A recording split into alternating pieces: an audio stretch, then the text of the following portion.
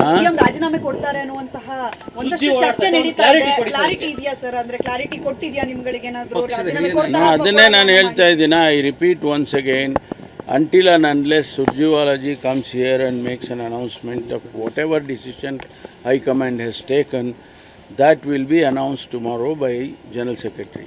Only after that we will all know.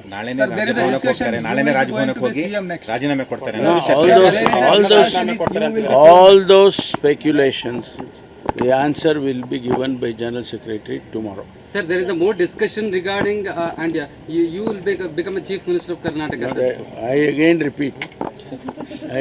repeat, whatever you ask me, it is all Surjewala. He is going to come and he will make an announcement, whatever decision they take. See, that is what I am saying. Whatever happened inside the, our headquarters, we are not aware.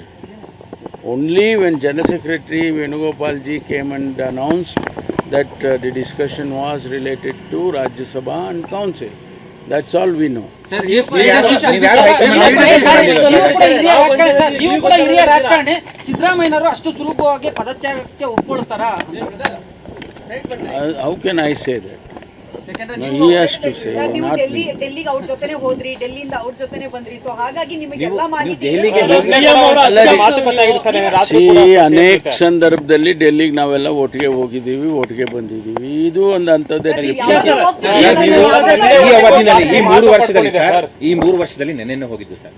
ನೆನ್ನೆ ಹೋದ್ಮೇಲೆ sir high command ನಾಯಕರನ್ನು ಭೇಟಿ ಮಾಡಲಿಲ್ಲ, ಒಂದು ಕ್ಲಾರಿಟಿನೂ ಪಡ್ಕೊಂಡು ಬಂದಿಲ್ಲ. ನಿಮ್ಮ ಭೇಟಿಯ ಉದ್ದೇಶ ಏನಾಯ್ತು ಹಾಗಿದ್ರೆ? ನಾವು ಜೊತೆನಲ್ಲಿ ಹೋಗಿದ್ವಿ, ಬಂದ್ವಿ ಅಷ್ಟೇ. ಸರ್, ಆದ್ರೆ ಸರ್ ಪ್ರತಿ ಬಾರಿ ನೀವೇನಾದ್ರೂ ಅವ್ರ ಜೊತೆ ಹೋಗಿದ್ರೆ ಈ ಅನುಮಾನ ಬರ್ತಿರ್ಲಿಲ್ಲ ಸರ್? ಹೋಗಿದ್ದೀನಲ್ಲ, ಬೇಕಾದ ಸರಿ ಹೋಗಿದ್ದೀನಿ, ಬೇಕಾದ ಸರಿ ಹೋಗಿದ್ದೀನಿ ಅವ್ರ ಜೊತೆನಲ್ಲಿ. ಗೊಂದಲ ಬಗೆಹರಿಸಬೇಕು ಹೈಕಮಾಂಡ್ ಅವರು, ಇಲ್ಲ ಆಡಳಿತದ ಮೇಲೆ ಪರಿಣಾಮ ಬೀರುತ್ತೆ ಅಂತ ಹೇಳ್ತಾ ಇದ್ರಿ.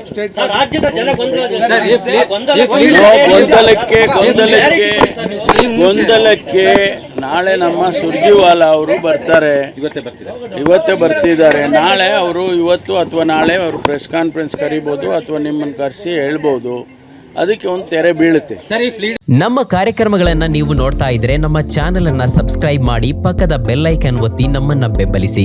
ಹಾಗೆ ನಮ್ಮ ಕಾರ್ಯಕ್ರಮಗಳನ್ನ ಲೈಕ್ ಮಾಡಿ, ಕಮೆಂಟ್ ಮಾಡಿ, ಅದನ್ನ ಬೇರೆಯವರಿಗೂ ವಾಟ್ಸ್ಆಪ್ ಮೂಲಕ ಶೇರ್ ಮಾಡಿ. ನೀವು ಹೀಗೆ ಮಾಡಿದಾಗ ನಮ್ಮ ಚಾನೆಲ್ ಇನ್ನಷ್ಟು ಮತ್ತಷ್ಟು ಜನರಿಗೆ ತಲುಪಲು ನೀವು ನಮ್ಮೊಂದಿಗೆ ಸಹಕರಿಸಿದ ಹಾಗಾಗುತ್ತೆ. ಇದು ನೀವು ಯಾವುದೇ ಖರ್ಚಿಲ್ಲದೆ ಕೆಲವೇ ಸೆಕೆಂಡುಗಳಲ್ಲಿ ನೀಡಬಹುದಾದ ಸಹಕಾರ. ಧನ್ಯವಾದಗಳು.